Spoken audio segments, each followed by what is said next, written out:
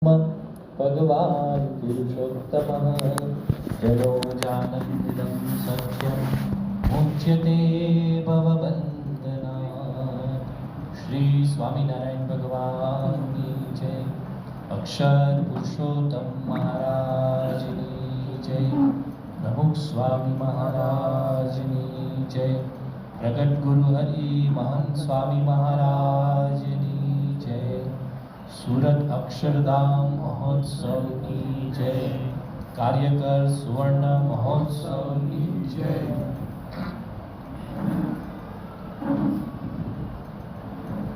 સ્વામિનારાયણ હરે, સ્વામિનારાયણ હરે. વચનામૃત ગરડા પ્રથમ પ્રકરણનું 70મું. કાકાભાઈનું ચોરને કાંટો વાગ્યાનું. સ્વામિનારાયણ હરે સંમત 1876ના ચૈત્ર સુધી પૂનમને દિવસ શ્રીજી મહારાજ શ્રી ગરડા મધ્યે દાદા ખાચરના દરબારમાં ઉગમણે દ્વાર ઓરડાની ઓસરીએ ઢોલિયા ઉપર બિરાજમાન હતા. કયું વચનામૃત છે? ગઢડા પ્રથમનું 70. ગઢડા પ્રથમ 70. ગઢડા પ્રથમનું 70. એટલા માટે પૂછું છું. આ છે ને પ્રારંભિક આપણે સભા ચાલુ થાય ને ધૂન પ્રાર્થના સ્તુતિ તો કે રૂટીન ચાલ્યા કરે ગણતરીમાં ના હોય. એમાં આ વંચાય ને ત્યારે હજુ આપણું મન છે ને એમાં હજુ પોરવાયેલું નથી હોતું. યાદ ન રહે, ધ્યાન ના મળે એટલે મન અહીંયા પાછું આવી જાય ને એટલા માટે. સંમત યાદ રહ્યું? યાદ રહ્યું? હાથ ઊંચું કરે. સંમત બહુ ઓછા છે ને. હવે મુખપાઠની તો વાત જ નથી. અગાઉ વાંચ્યું એની વાત નથી. અત્યારે વાંચ્યું એમાંથી જ પૂછ્યું. સંમત 1876. તિથિ તો પૂછાય નહીં. તિથિ યાદ હોય હાથ ઊંચું કરે. હમણાં જ વાંચ્યું એમાંથી એ જરા ધ્યાનથી સાંભળ્યું. બાકી બધા વ્યવસ્થામાં હતા. રહેણી સાહેબ ત્યાં બધા મહેમાન આવે છે ધ્યાન રાખતા. તિથિ હાથ ઊંચો કરેલા હાથ ઊંચો કરો તો કઈ પૂનમ. પૂનમ કઈ પૂનમ? સુદ પૂનમ. પૂનમ તો સુદમાં જ હોય પણ મહિનો કયો? ચૈત્ર સુદ પૂનમ. ચૈત્ર સુદ પૂનમ એટલે હનુમાન જયંતિ. એ દિવસે આપણને કચ્છના આપણે ભક્તોને એક વિશેષ સ્મૃતિ છે. જેને ખ્યાલ હોય હાથ ઊંચો. ચૈત્ર સુદ પૂનમ હનુમાન જયંતિ એક આપણને વિશેષ લાભ મળેલો છે. પ્રગટ સત્પુરુષનો હજી નહીં. ફાગણ મહિનો ચાલે છે ને. ફાગણ પછી ચૈત્ર આવે એપ્રિલ મહિનામાં. તાજું જ છે પાછું હે. હા, પ્રગટ સત્પુરુષનો લાભ મળેલો તાજો. મહંત સ્વામી મહારાજ ભુજમાં હા બધા હાજર હતા પાછા. એમને નથી કહેતો, તમે બધા હતા. આપણો મંદિરનો શિલાન્યાસ થયો ને એ દિવસ ચૈત્ર સુદ પૂર્ણિમા હનુમાન જયંતિ 6 એપ્રિલ. આપણે વર્ષોથી આપણે કચ્છને શિખરબદ્ધ મંદિર મળે એના માટે પ્રાર્થના કરી. એ બાપાએ શિલાન્યાસ પ્રારંભ કર્યો છે આ દિવસે. આજથી ખાસ તો આપણું મન આમાં જલ્દી આવી જાય એના માટે છે.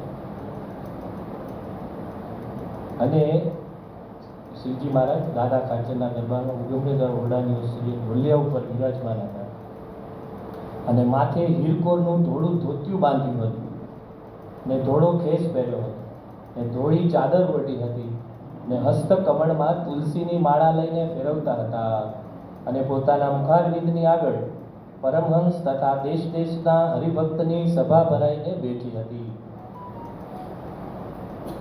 સ્વામિનારાયણ હરે પછી ગામ જસકાવાળા જીવાભાઈએ નિત્યાનંદ સ્વામીને પ્રશ્ન પૂછ્યો છે, ભગવાનનો અડગ નિશ્ચય કેમ થાય? એક સામાન્ય ગામના હરિભક્ત છે, ગામડાના જસકા ગામના જીવાભાઈ પ્રશ્ન પૂછે છે નિત્યાનંદ સ્વામી.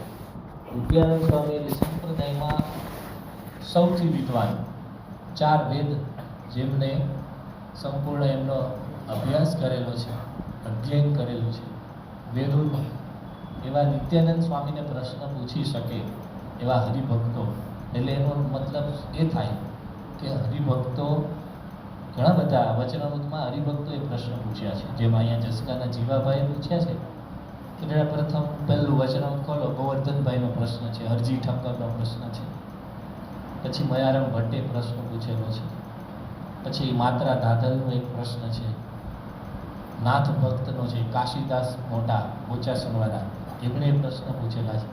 વચનામૃતની અંદર હરિભક્તોએ પણ પ્રશ્ન પૂછ્યા છે. એટલે શું કે હરિભક્તો હોય એ પણ, એટલે કે ગ્રસ્ત હોય એ પણ સત્સંગની અંદર આવતા હોય, કથા વાર્તા ભગવાનનો સમાગમ કરે ત્યારે એમનું પોતાનું વાંચન મનન ચિંતન હશે.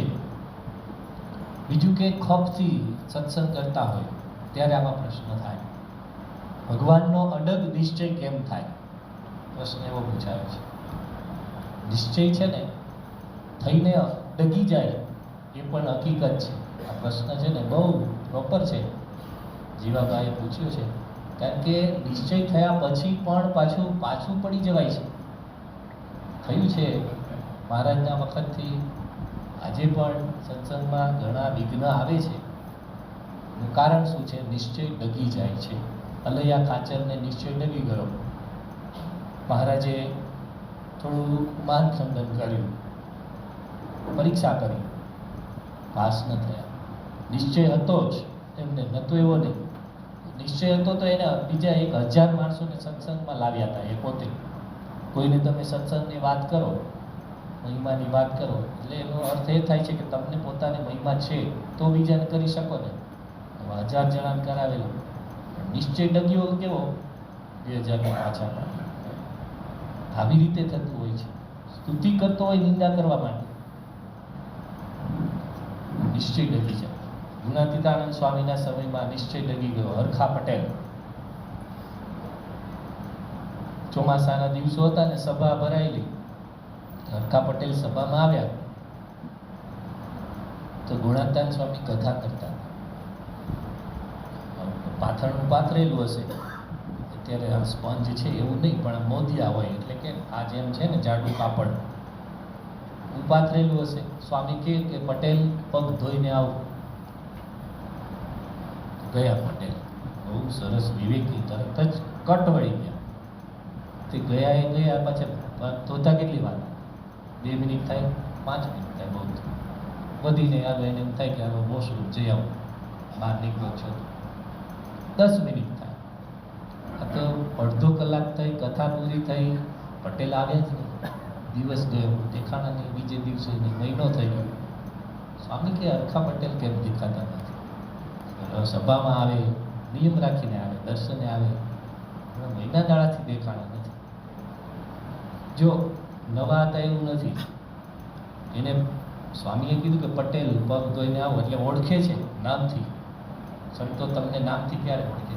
ઘણું બધું ગરાબો થયો હોય, ઘણા સમયથી તમે સત્સંગમાં જોડાયેલા હોય તો નામથી પરિચય થાય. એટલે આવતા હતા, નિશ્ચય હતો. પણ મહિના પછી સ્વામીએ પૂછાવ્યું કેમ આવતા નથી? તો પટેલ સમાચાર મોકલ્યા, તમારા સ્વામીને કહેજો પટેલ પગ ધોઈને આવશે. મહિનો થયો, પગ જ ધોયા નહોતા.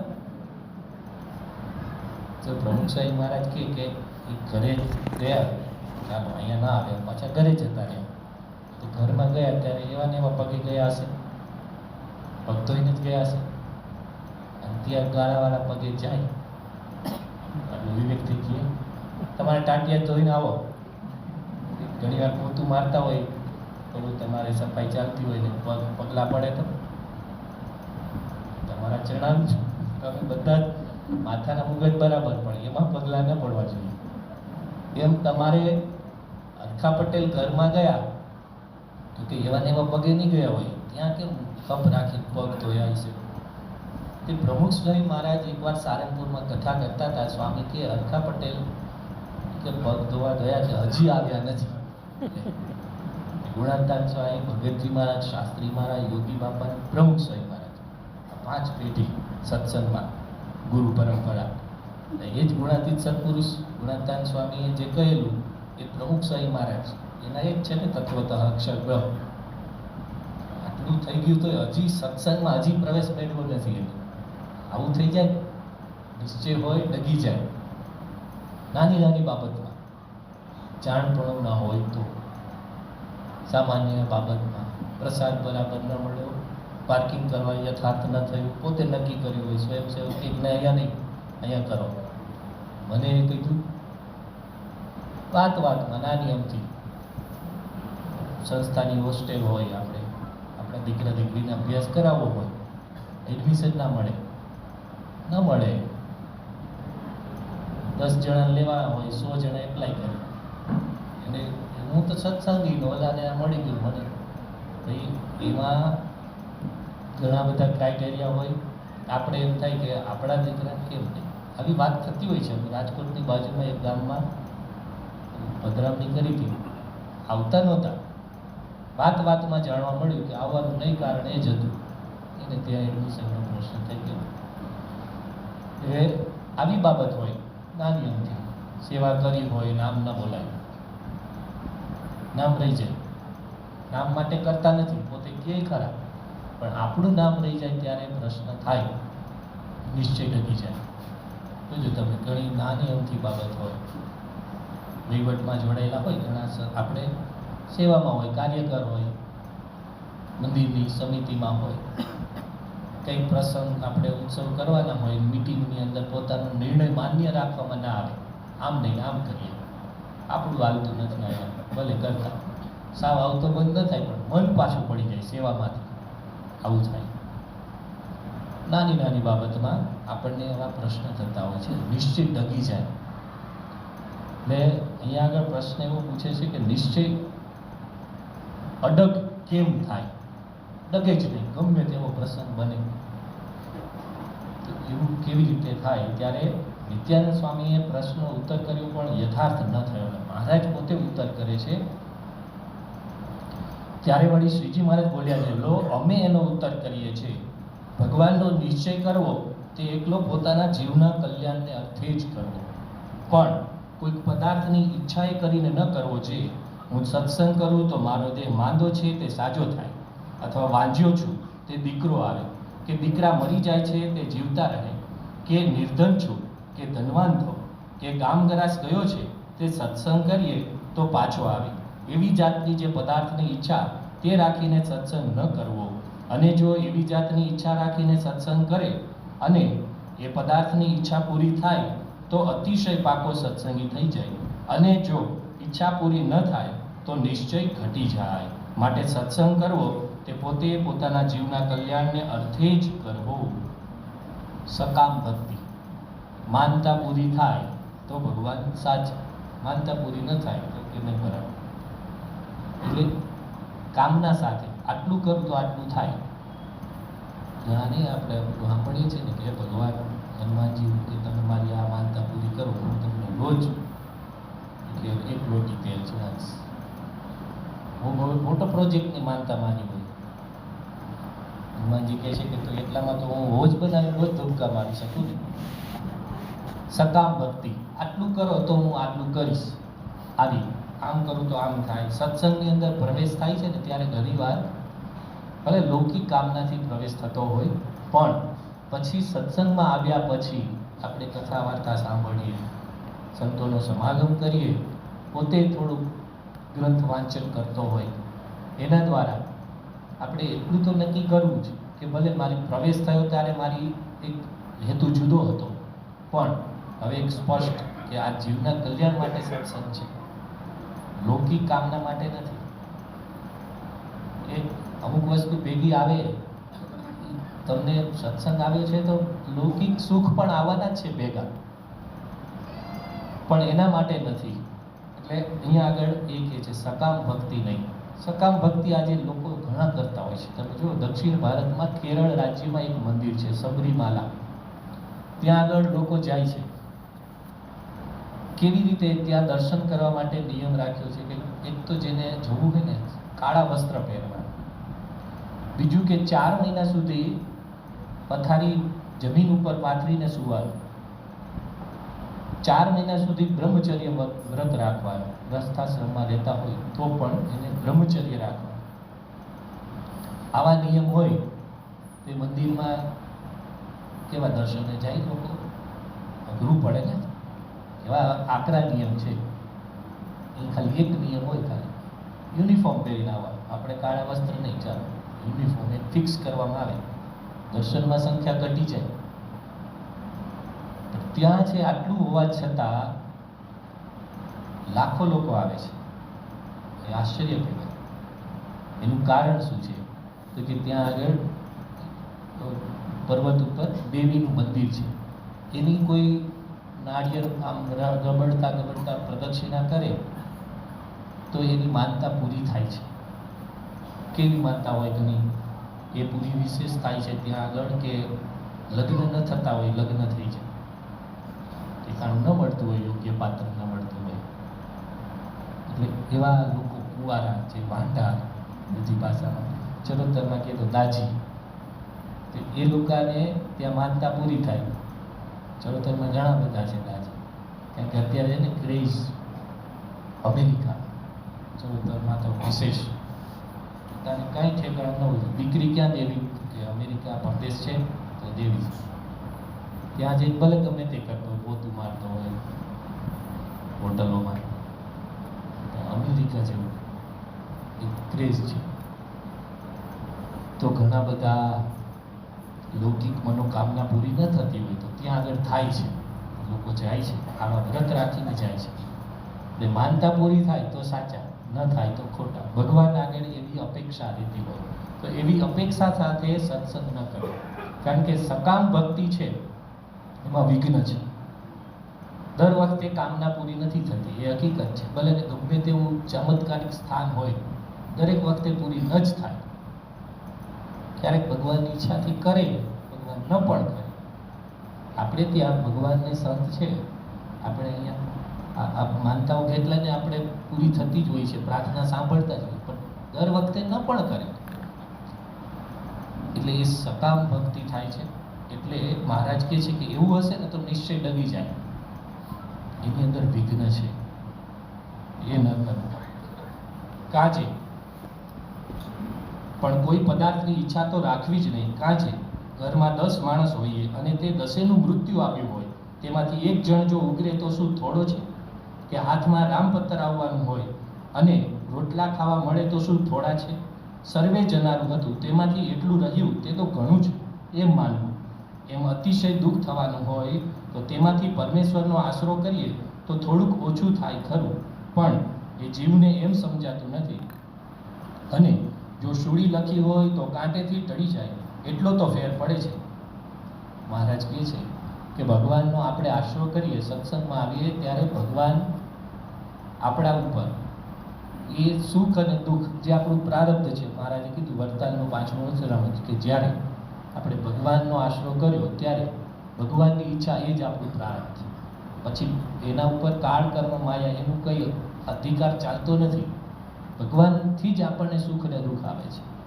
તો એ ભગવાન છે પોતાના ભક્તને મહારાજ કહે છે કે ક્યારે દુઃખી ન કરે. એ દુઃખી કરે એની પાછળ શું કારણ હોય? મહારાજે કહ્યું કે એને જો શૂળી લખી હોય તો કાંટેથી ટળી જાય એટલો ફેર પડે છે.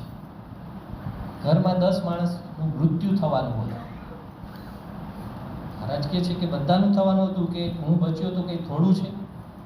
આપણને ખબર નથી એની પાછળ. રામપત્ર લખ્યું હોય ભિક્ષા માંગવા, અને એને બદલે એને રોટલા ખાવા તો મળે છે, ઓછું છે, આગળનું આપણને ખ્યાલ નથી. એના ઉપર એક દ્રષ્ટાંત અહીંયા મહારાજ આપે છે વિસ્તારે કરીને કે એક ગામની અંદર બધા ચોર રહેતા હતા. આખું ગામ ચોરનું, પ્રોફેશનલ ચોર, બાપ દાદાનો ધંધો વર્ષોથી ચાલ્યો આવતો હતો. એમાં ગામની બહાર એક મંદિર, અને એ મંદિરમાં એક સંત રહે. એટલે એક ચોર છે ને રોજ ત્યાં આગળ જાય, દર્શન કરે મંદિરમાં, સંતોનો કથા વાર્તાનો લાભ લે. એકવાર મંદિરથી ઘરે પાછા આવતા એને રસ્તામાં કાંટો વાગ્યો, બહુ કાંટો, બહુ પીડાદાયક વધારે હતો. તો પગ સૂજી ગયો અને પછી એને ખાટલો થયો.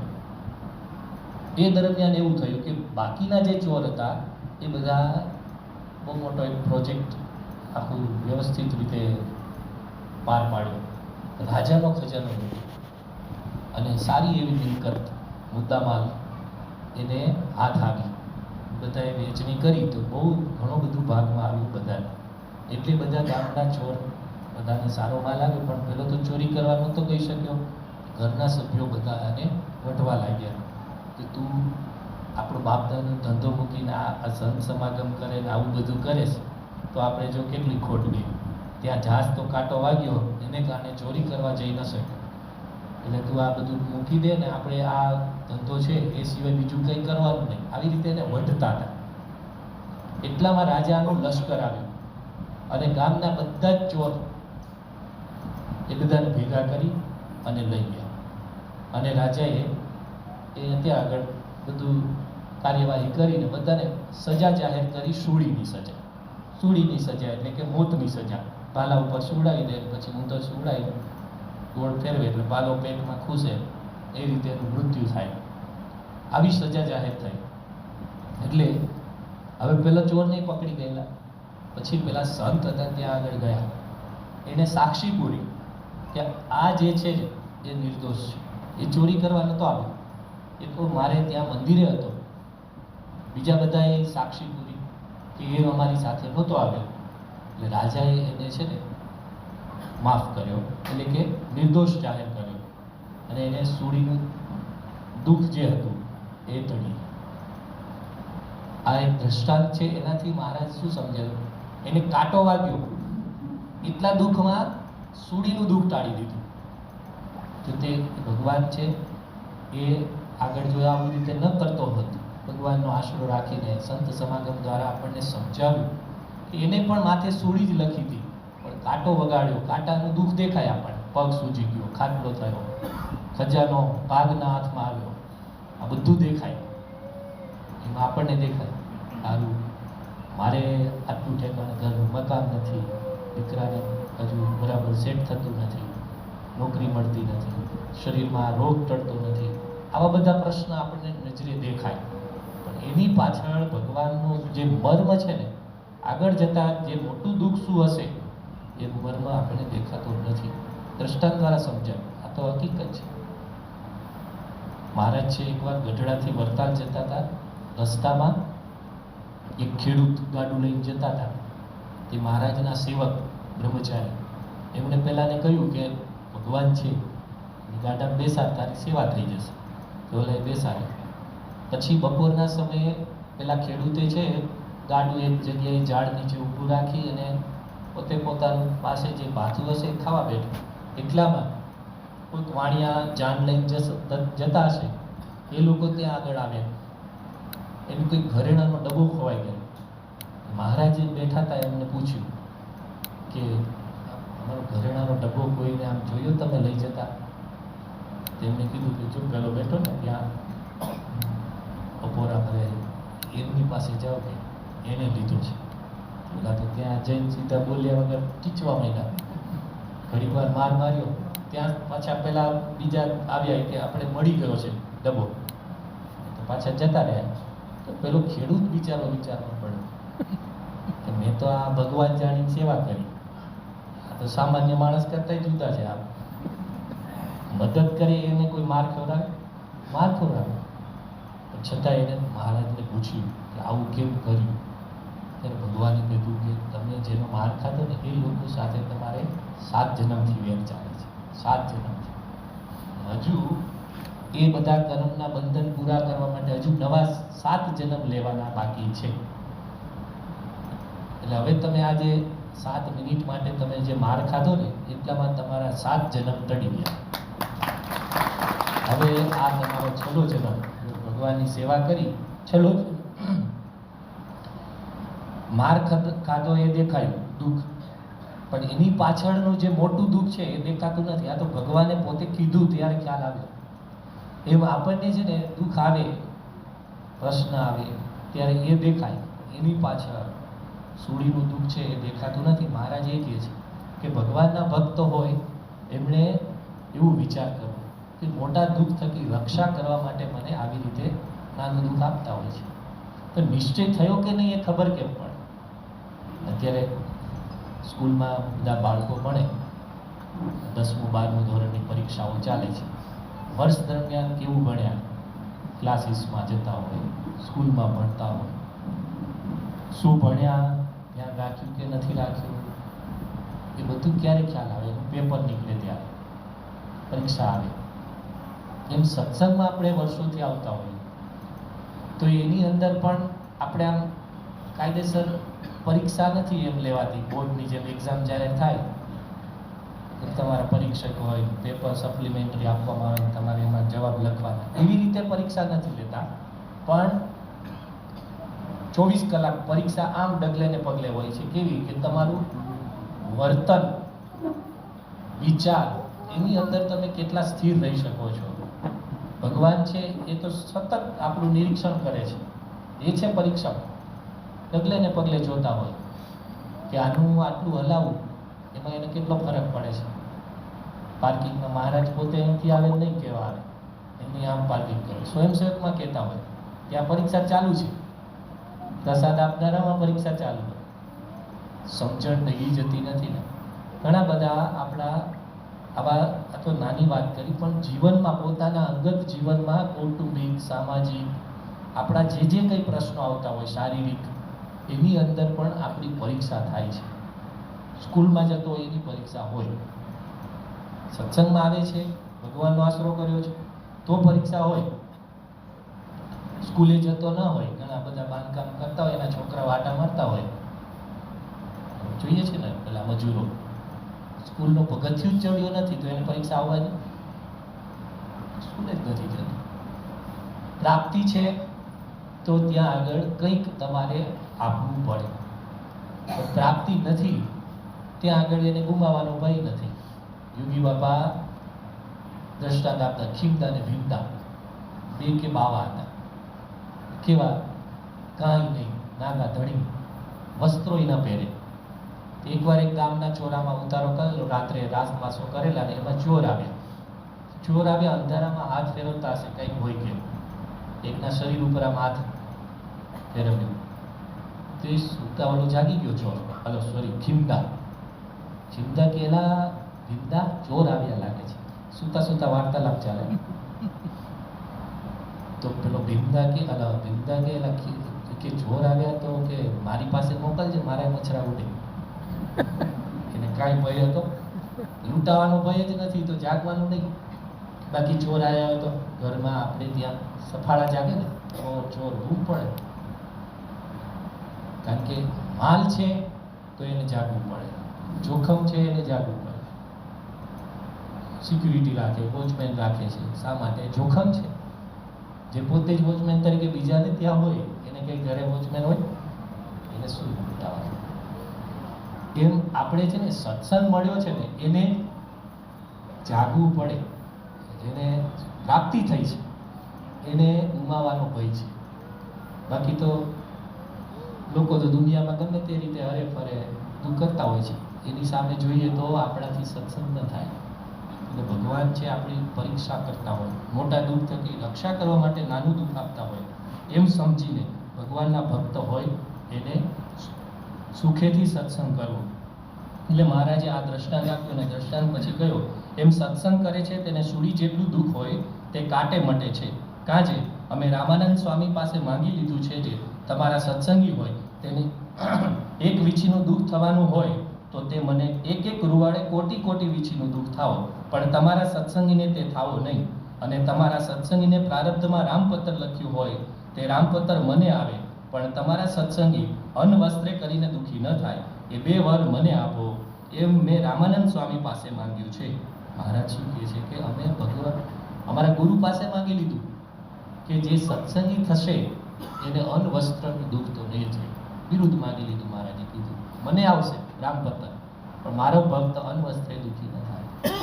ભોજને છાદને ચિંતા વૃથા કુર્વંતી વૈષ્ણવા. અન્ન અને વસ્ત્રની ચિંતા ભગવાનના ભક્તને તો કરવાની જ નથી. એ સિવાય જે કંઈ વધારે અપેક્ષા રહે છે એનું દુઃખ છે, અજ્ઞાનનું દુઃખ છે, પણ અન્ન વસ્ત્રનું દુઃખ નથી. બીજું મહારાજે કીધું કે મારા ભક્તને એક વીછી કરડવાનું દુઃખ થવાનું. વેદના, કોઈ પણ પ્રકારનું દુઃખ આવતું હોય, મહારાજ કહે છે કે મને કેટલું મલ્ટીપ્લાય થાય છે, કરોડ ગણું, કરોડ નહીં, એક રૂવાડે કરોડ વીછીનું દુઃખ થાય, મહારાજ કહે છે. તો હવે ભક્તને જો ભગવાન દુઃખ આપે તો ભગવાનને પોતાને કરોડ ગણું આવે છે, એ તો ક્યાંથી આપવાના? દાસના દુશ્મન હરી કેદી હોય નહીં, જેમ કરશે તેમ સુખ જ થશે. એવી સમજણ રાખી કેવળ કલ્યાણને અર્થે સત્સંગ કરવો, તો આપણને ક્યારેય નિશ્ચયમાં ડગમગાટ ન થાય, અડગ રહે. લૌકિક વાતે અપેક્ષા હશે ત્યાં પ્રશ્ન થશે. આ લોકમાં તમે જોજો, જે વ્યક્તિ પાસે તમારે કંઈક આશા છે, તમે માની લો કે કોઈક આપણા સગાવાલા છે કે મિત્ર છે, એમની પાસે તમારે કંઈક જરૂર પડી, મદદ કરી તો એ મિત્ર બરાબર, એ સગા બરાબર, મદદ ન કરી તો એ બરાબર નહીં. એવું ભગવાન પાસે થઈ જાય, અપેક્ષા સાથે થાય. પણ નિરપેક્ષ સત્સંગ, ત્યાં આગળ કોઈ એવી અપેક્ષા નહીં, નિસ્વાર્થ વાત. સ્તુતિ કરતો હોય, નિંદા કરવા માંડે, જો ઈચ્છા પૂરી ન થાય તો. એક પાટણના રાજા થઈ ગયેલા, એના ભીમદેવ સોલંકી. હવે એ છે ને બહુ દાનવીર હતા, જે પણ યાચક આવે એને દાન આપે, જે પણ ખૂબ દાન કરે. એકવાર રાજસ્થાનના એક ચારણ એમની પાસે આવ્યા અને એમની આગળ એની સ્તુતિ કરી. સારા કવિ હતા, એના ગુણગાન ગાયા. રાજાએ કાંઈ ના આપ્યું. બીજે દિવસે આવ્યા, આવું ગુણગાન ગાયા, કાંઈ ના આપ્યું. 3 દિવસ, 10 દિવસ, મહિનો, 2 મહિના, 4 મહિના સુધી રાજાએ કોઈ કદર ન કરી. તો પછી તો પેલાની શ્રદ્ધા ખૂટી. કવિ હતા ને, સ્તુતિ કરતા હતા. અને પછી એનું નવું કવિત્વ આવ્યું કે ભીમડા તું ભાંટો વીજે મોટા પહાડમાંથી. આવું વાક્ય બોલ્યા કે ભીમડા, ભીમદેવમાંથી ભીમડો થઈ ગયો. ભાંટો વીજે મોટા પહાડમાંથી, એટલે કે હું તું પથ્થર થા મોટા પહાડમાંથી. કોઈ પ્રકારની લાગણી નથી, આટલા ગુણગાન ગઈએ, કંઈ કદર નથી. એમ ભીમદેવ સમજી ગયા કે હવે આની શ્રદ્ધા તૂટી છે. સ્વાભાવિક છે, 4 મહિના થયા કે વાહ વાહ વાહ, કે લાખ રૂપિયા ઇનામ આપું છું, હું તારી પરીક્ષા કરતો. એક ચરણ પૂરું થયું હતું, ભીમડા તું ભાંટો વીજે મોટા પહાડ માહી. અને જેવું રાજાએ કદર કરી, શંકર જુ સેવા કરું રાખું હિરદા માહી, કે એ પથ્થર થઈ જાય પણ હું એને શિવલિંગ બનાવીને પૂજન કરું અને મારા હૃદયમાં રાખું. ક્યાંથી ક્યાં જતા. પેલા સ્તુતિ કરતા હતા, અપેક્ષા પૂરી ન થઈ, નિંદા કરવા તૈયાર થઈ ગયા. પાછી ઈચ્છા પૂરી થઈ તો ફરી સ્તુતિ કરવા લાગ્યા. લૌકિક આપણી છે ને, સત્સંગની અંદર ભગવાન અને સંત, એની પાસે આવી અપેક્ષા રહે ત્યારે એ સ્તુતિ કરતો હોય નિંદા કરે, નિંદા કરતો હોય પાછો સ્તુતિ કરવા માટે, આવું થાય. એટલે આપણે છે અહીંયા મહારાજ સમજાવે છે કે કોઈ પણ પ્રકારની અપેક્ષા એવી રીતે ન રાખવી કે હું આટલું કરું તો આટલું થાય, પરંતુ કેવળ જીવના કલ્યાણને અર્થે સત્સંગ કરવો. એમ મેં રામાનંદ સ્વામી પાસે માંગ્યું, ત્યારે મને રામાનંદ સ્વામીએ રાજી થઈને એ વર આપ્યો છે. માટે જે કોઈ સત્સંગ કરે છે તેને વ્યવહારે દુઃખ થવાનું લખ્યું હોય તે થાય નહીં, તોય પણ પદાર્થ નાશવંત છે. મહારાજ કહે છે પદાર્થ નાશવંત છે. કદાચ મહારાજ છે આપણી અપેક્ષાઓ પૂરી કરે, જે આપણે મનમાં સંકલ્પ ગયો છે પૂરી થાય. દીકરો ન હોય તો દીકરો થાય, ઘરનું મકાન થાય, ગાડી મળી જાય, જે પણ આપણી લૌકિક અપેક્ષાઓ, શરીર છે માંદું રહેતું હોય સાજું થઈ જાય. તો આ બધી જ વસ્તુ મહારાજ કે અંતે તો નાશવંત છે. પાછી ઈચ્છા પૂરી ન થાય કે થાય, એણે કરીને સત્સંગની અંદર ક્યારેય વધઘટ થવી જોઈએ નહીં, મન પાછું પડવું ન જોઈએ. એટલે મહારાજ કહે છે પદાર્થ નાશવંત છે. માટે એ પદાર્થની ઈચ્છાએ સત્સંગ કરે તો એને નિશ્ચયમાં સંશય થયા વિના રહે જ નહીં. માટે સત્સંગ કરવો તે તો એકલો નિષ્કામપણે પોતાના જીવના કલ્યાણને અર્થે કરવો. લૌકિક અપેક્ષાઓ ક્યારેય પૂરી કોઈની થઈ નથી અને થશે. મહારાજે પ્રથમનું 47મું વચન કે પાતાળ સુધી પૃથ્વી ફાટી છે, કે એને તમે પાણીનો ગળો લઈને પૂરવા લાગો એ પૂરાય એવું નથી, પાતાળ સુધી લાંબુ પડેલું છે. એમ આપણે વિષય, વાસના, આ બધા પદાર્થ, એની ઈચ્છાઓ, કામનાઓ, આસક્તિ, એની તૃપ્તિ ક્યારેય કોઈને થઈ નથી ને થવાની નથી. આ મહારાજનું વાક્ય છે, સિદ્ધાંત વાક્ય છે. ઈચ્છાઓ પૂરી થાય અને માણસ સુખી થાય એવું ના બને. ઈચ્છાઓમાંથી પાછી વૃત્તિ વળે તો જ એ માણસ સુખી થાય. કામનાથી કામના વધે છે. કામના તમે જેમ જેમ ભોગવો એમ વધવાની છે. એને ત્યાગવાથી જ માણસ એ પોતે સુખી થાય છે, સમજણથી સુખી થાય છે. એટલે લૌકિક કામના આટલું થઈ જાય, આટલું થઈ જાય, આટલું થઈ જાય એવું એક કલ્યાણને અર્થે જો કરતો હોય તો એમાં બધું આવી જાય. કલ્યાણ અર્થે કરે તો તમારે મોક્ષ થઈ ગયો પછી ક્યાં લોકની પીડા રહી. એક દ્રષ્ટાંત છે કે એકવાર એક રાજા કારાવાસની અંદર મુલાકાત માટે ગયા. જેલમાં જેટલા કેદીઓ હતા, રાજા મનમાં નક્કી કરીને ગયા હતા કે જે માંગણી કરે ને પૂરી કરવી છે. બહુ કંઈક આનંદનો દિવસ, ખુશીનો લગ્ન, એનિવર્સરી હશે, જે કંઈ હોય, બહુ રાજી હતા રાજા. અને કે કેદીને જે માગે આપવું છે. તો પેલી કોટડીમાં ગયા, પેલો કેદી હતો એને મળ્યા કે તને કંઈ પ્રશ્ન હોય તો જણાવજો.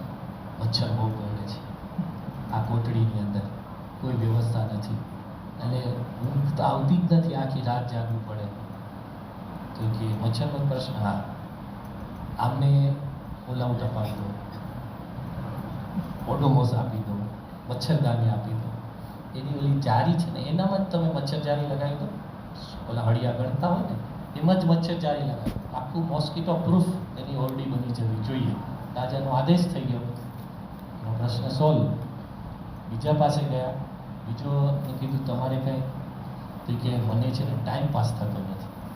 ઘરે મને તો કેટલા બધા છાપા આવતા, ટીવી ચેનલો, એની અંદર મારે ટાઈમ જતો રહેતો. અહીંયા ટાઈમ પાસ થાય એવું કંઈ નથી. એટલે આને બધા મેગેઝિનોનો લવાજમ કરી દો, આના નામે ડાયરેક્ટ આવો જોઈએ. દરેક પેપર, ગુજરાત સમાચાર, સંદેશ, દિવ્ય ભાસ્કર, બધા જ કે અંગ્રેજી ફાવે છે, ટાઈમ્સ ઓફ ઇન્ડિયા પણ આવવું જોઈએ. બધું સેટ કરી દીધું કે ટીવી ચેનલ એ પણ કેબલ લાગુ કરી દીધું. કે સ્વામી રાજાશાહીની વાત કરો ને આ બધું, એટલે રાજા એટલે સમજો તમે હવે રાષ્ટ્રપતિ હશે એવું સમજો. પણ આવી રીતે એક એક કેદીની ઈચ્છાઓ પૂરી કરતા હતા રાજા. ત્રીજા પાસે ગયા, કીધું કે મને છે ખાવાનો બહુ પ્રશ્ન. અહીંયા આગળ ખાવામાં તો જે આવે છે ને એમાં ખબર ન પડે આ દાળ છે કે શાક છે, રોટલી છે, થેપલું છે, ભાખરી છે, શું કહેવાય આઈટમનું નામ, આવી બધી વસ્તુ હોય છે. મને ખાવાનો બહુ શોખ છે. ઘરે હતો ત્યારે મને ખાવામાં જ ખાસ તો મને પ્રશ્ન બધા એમાં થતા. રોજ નવી નવી ફરમાઈશો મારી રહેતી, પૂરી થતી હતી. અહીંયા તો કોઈ કંઈ આપતું નથી. એટલે એનું કંઈક તમે શું કરી દો. એમાં શું, હોટલમાંથી જ મંગાવી દો? હા તો બહુ સારું. તારી ફેવરેટ હોટલ કઈ છે? ત્યાંથી મંગાવી દો. કે ઓનેસ્ટમાંથી મંગાવી દો. સારામાં સારી હોટેલ. ઘણા બધા છે ને આપણે અહીંથી કચ્છમાંથી બહાર જતા ઓનેસ્ટ ત્યાં ઊભી રાખીએ, સૌથી વધારે ટ્રાફિક હોય. અમારે તો કાંઈ લેવાનું ન હોય, અમારે તો કાંઈ ખરીદવાનું ન હોય, તો અમારા ડ્રાઈવર ત્યાં રાખે, લઘુ પાણી કરીને પાછા ગાડીમાં. આટલું જોઈએ. કેમ? ત્યાં તો બાથરૂમ સારું છે. એટલે કે ફેવરિટ હોટેલ કઈ છે? કે ત્યાં એનું ટિફિન આને આવવું જોઈએ.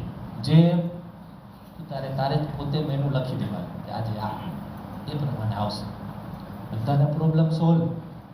પછી એક કેદી પાસે ગયા. રાજા કે બોલો તમારે, કેમ કે તમે રાજા ખરેખર રાજી થયા હોય ને તો કામ કરો, મારી સજા માફ કરી. રાજા કે હું તો જે માગે આપવા જ આવ્યો છું. તો કે આને મુક્ત કરો. છૂટો કરી દીધો. કેટલા બધા ખૂન કરીને આવ્યો હતો, તાજો આવેલો તો ઓલા બધા તો વર્ષોથી સજા ભોગવતા હતા ને એવડી મોટી કંઈ એની કંઈ ભૂલઈ નહોતી, છતાંય આ તો વહેલો છૂટો થઈ ગયો. બધા સામે આમ જોતો ગયો, જોયો કે જાઉં છું. ઓલા બધા કે આનો મચ્છરમાં, છાપામાં, ખાવામાં ને એમાં રહી ગયા. આ તો ગયો, ઘરે ગયો, ઘરે એને મચ્છરનું સુખ નડવાનું છે, દુઃખ જે કરવું એ થશે. તમારા ઘરમાં વ્યવસ્થા કરી જ શકો છો. છાપાની વ્યવસ્થા નથી થતી, ખાવાની વ્યવસ્થા થાય જ છે, એક માગો તો બધું આવી જાય. મહારાજ કહે છે કે લૌકિક માંગણી બધી એવી છે એ પૂરી થાય એવી નથી, અને એક એવી છે કે સજામાંથી મુક્ત થવું એટલે શું કે એક કલ્યાણને અર્થે સત્સંગ કરવો. કલ્યાણને અર્થે જન્મ મરણ ટળી જાય તો પછી આ પ્રશ્ન રહેવાના જ નથી ને. છેલ્લો જન્મ થઈ ગયો, હવે જન્મ મરણ ઊભા છે ત્યાં સુધી તમારા આ લોકમાં તમને બધા પ્રશ્ન સોલ્વ થઈ ગયા. આ જન્મમાં, નવા જન્મમાં તો પાછા સંસાર છે તો ડિઝાઇન જ એવી છે, એની ડિઝાઇન જ ભગવાને એવી કરી છે કે પછી એક આવવાના જ, એમાં કોઈ રોકી શકતા જ નથી આપણે. એક સાથે ને તે તૂટે, આ નિયમ છે. તો જન્મ મરણ ઊભા છે ત્યાં સુધી પ્રશ્ન ઊભા છે. જન્મ મરણ ટળી જાય, કલ્યાણ થઈ જાય, મોક્ષ થઈ જાય તો કોઈ પ્રશ્ન જ નથી. એટલે મહારાજ કહે છે કે કલ્યાણને અર્થે સત્સંગ કરવો, લૌકિક અપેક્ષા રાખવી નહીં. એવી રીતે જે કરતો હોય તો આપણે ત્યાં બધા એવી સમજણ સાથે કરે છે તો દુઃખ આવ્યા છે ઘણા બધા. આજે મહારાજના સમયના વીરો સેલડીઓ હતા, મહારાજના સમાગમ માટે ગયા, ઘરે બધું હળગાવી નાખ્યું, બધા દ્વેષીઓએ ઘર હળગાવી નાખ્યું ને બધું. તો પાછો આવ્યો ને તો બધું સળગી ગયું. લોકો કહે કે તને સત્સંગ બરાબર સદ્યો નહીં, તું આ કરે છે ને એટલે આટલું દુઃખ આવ્યું. કે મારી તો રક્ષા કરી બધું, હું બચી ગયો, મારા ઘરવાળા બચી ગયા, હું અહીંયા હોત તો આ બધું સળગી જાત, કે ઘરેણા ગાડું બધું બચી ગયું. ઘઉં સૌડું. ઘણા બધા એવા હરિભક્તો છે કે જેમણે સૌડી સમજણ રાખી. મહારાજના સમયના એક હરિભક્ત હતા, 2 દીકરા જુવાન વયે ધામમાં ગયા તો કે મહારાજે એને સુખ્યા કર્યા. નૈપુરના દેવજી ભગત હતા, એકનો એક જુવાન દીકરો ધામમાં ગયો કે સુખ્યો હતો ને હવે વધારે સુખ્યો થયો. આવી સમજણ સાથે કેટલા બધા હરિભક્તો જ્યારે વિઘ્ન આવ્યા છે આવા સમજણ સાથે સત્સંગ કરે છે. નાના મોટા પ્રશ્ન આવતા હોય એની અંદર સ્થિર રહે. સફળતા નિષ્ફળતા તમને ધંધામાં પછી અભ્યાસમાં એ બધું ચાલતું જ રહેવાનું. એની અંદર પ્રયત્ન કરવાનો, હિંમત હારવાની છે. કર્મણ્યેવાધિકારસ્તે મા ફલેષુ કદાચ. આપણે પુરુષાર્થ કરવા ઉપર આપણો અધિકાર છે, ફળ ઉપર આપણો નથી. એટલે ભગવાન એના આશરે બેઠા છીએ તે ફળ આપનારા એ છે, ક્યારેય દુઃખી કરશે નહીં, કારણ કે આપણે એને આશરે છીએ. અને આપણે ભક્ત થયા છીએ, અભક્તને દુઃખી નથી કરતા.